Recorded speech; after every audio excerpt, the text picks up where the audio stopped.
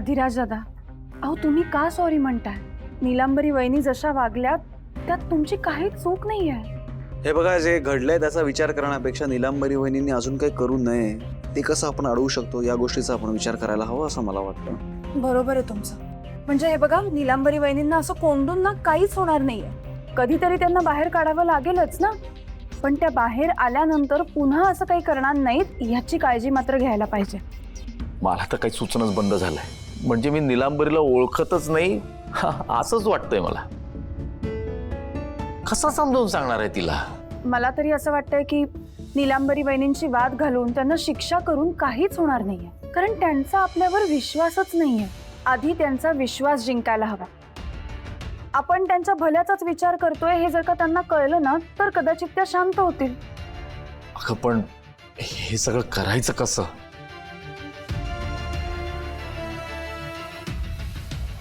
काय मूर्ख माणसं ती. यांनी मला माझ्याच खोलीमध्ये डांबून ठेवलं. यांना काय वाटलं, मला असं डांबून ठेवलं तर मला हवं ते मी करू शकणार नाही? माझा फोन हिसकावून घेतला म्हणून मी काय कोणाशी कॉन्टॅक्ट करू नाही शकणार? मी पण राज करण्याची मुलगी आहे. त्या सहजासहजी हार नाही मानणार.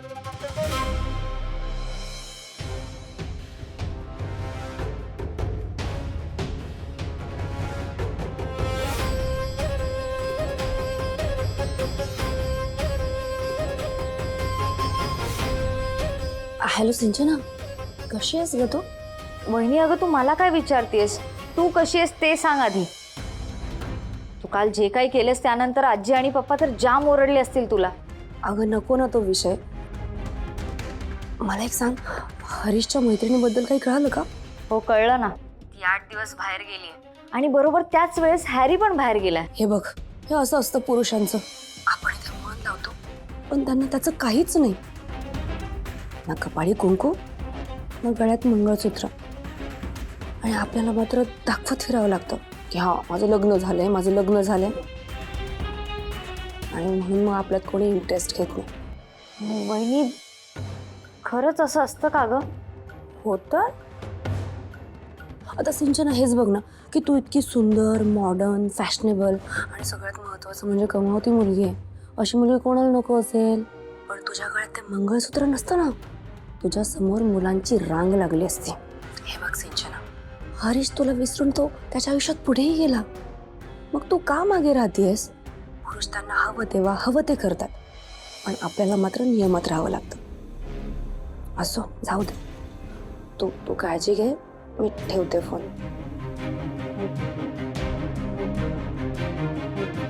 खरंच मी का अडकली अजूनही हॅरीमध्ये? नमस्कार, मी संतोष दळवी, वरदचा बाबा. अहो, तुम्हाला किती वेळचा कॉल करतोय. अजून थोडा उशीर झाला असता ना, तर तुमच्या मुलाने अजून 4 प्रयोग केले असते.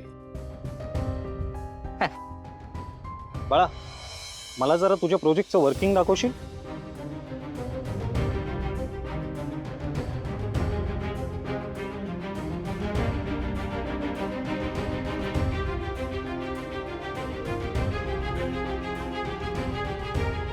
बाळा, पुढच्या वेळेस प्रयोग करताना जरा जपू ना, कारण काय हे केमिकल ना गव्हर्नमेंटने याला मान्यता दिलेली नाहीये.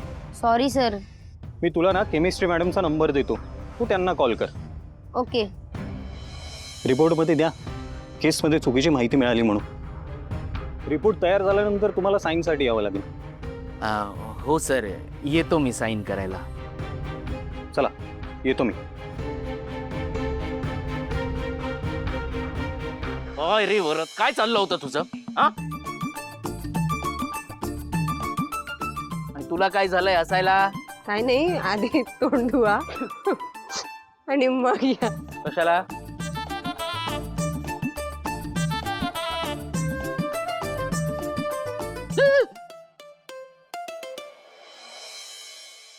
हे बघा दादा, मला असं वाटतंय की तुम्ही नीलांबरी वहिनींना असं सांगा की हे सगळं त्या जे वागतायत ना, ते सगळं आपल्यामुळे, आणि आता आपल्या सगळ्यांना आपली चूक कळली आहे. त्यांना विश्वास द्या की तुम्ही त्यांच्या सतत बरोबर असणार आहात. भावना प्लीज, म्हणजे मी विनाकारण नीलांबरीची खोटं नाही बोलू शकत का? दादा, दुसरा काही पर्याय नाहीये आपल्याकडे. एक मिनिट हा. हॅलो. भावनाताई, तुम्ही प्लीज लगेच या. अहो इकडे खूप मोठा प्रॉब्लेम झालाय. सिद्धू दादांना पण घेऊन या येताना. काय काय झालंय? अहो त्या वैशूला पण खूप लागलंय, रक्त येत आहे. तुम्ही या ना, लवकरात लवकर या. काय? बरं बरं ठीक आहे. तुम्ही मला लोकेशन पाठवा आता, मी पोचते. हा हा. सिद्धिराजच्या वस्तीतल्या बायकांचा फोन होता. काहीतरी मेजर झालंय तिकडे, अर्जंटली जायला पाहिजे. चला आपण निघूया लगेच. काळजी घ्या, काय वाटलं तर फोन कर प्लीज. काय नसते प्रयोग करत बसतो, सगळे कपडे खराब केले, चेहरा खराब केला. काय चाललंय या घरात देव जाणे. वीणा, ए वीणा, पाणी. नकोय पाणी. अगं वीणा, किती वेळा तुला सांगितलं की आपल्या घरी जाऊया, पण का नाही येते तुम्ही देव जाणे. बिचारा माझा मुलगा माझ्यासारखा साधा सरळ आहे म्हणून, पण त्याच्यासाठी आज पोलीस आले इथे. वाह, वाह.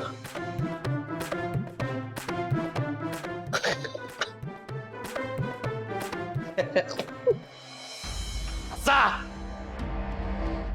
असा दुसरं काय येतंय तुम्हाला? अरे या घरात राहताय ना म्हणून हे घडतंय सगळं. आपल्या घरात असता तर नसते आले पोलीस. एक मिनिट. पहिली गोष्ट तर ते पोलीस नव्हते, आणि जे काही घडलंय ना ते तुमच्या मुलामुळे घडले. या घरामुळे काहीही घडलेलं नाही. त्यामुळे आम्ही कुठेही जाणार नाही, इथेच राहणार आहोत. बाबांनी भरलंय ना हे सगळं तुमच्या मनात? हा सांग ना, बाबांनीच भरलंय ना? तेच शिकवत असणार माझ्या मुलाला. स्वतःच्या आयुष्याची तर माती केलीच आहे त्यांनी, आता माझ्याही मुलाच्या आयुष्याची माती करतायत. बास बाबा.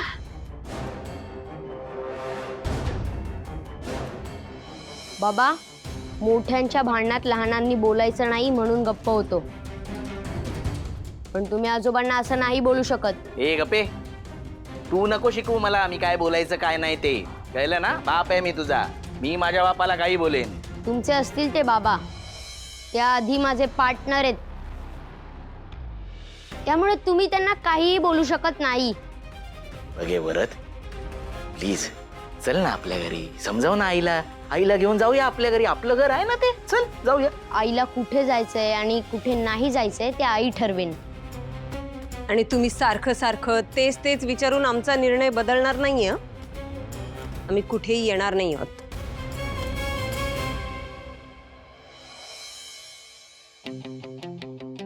आणि मावशी, हे आमचं किचन. छान आहे.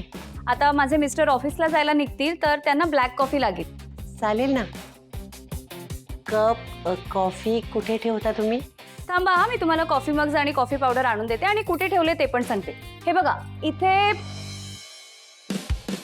कॉफी मग,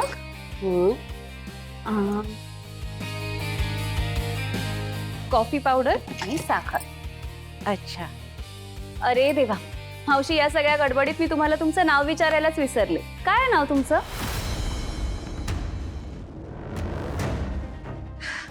सरला. हा, सरला नाव आहे माझं. काय सरला? आय एम सॉरी मावशी, पण तुम्हालाच तुमचं नाव जरा विचित्र नाही वाटत का? आता विचित्र काय त्यात, पण सगळे ना मला ससा म्हणतात. तुम्ही पण म्हणू शकता मला ससा. काय? ससा?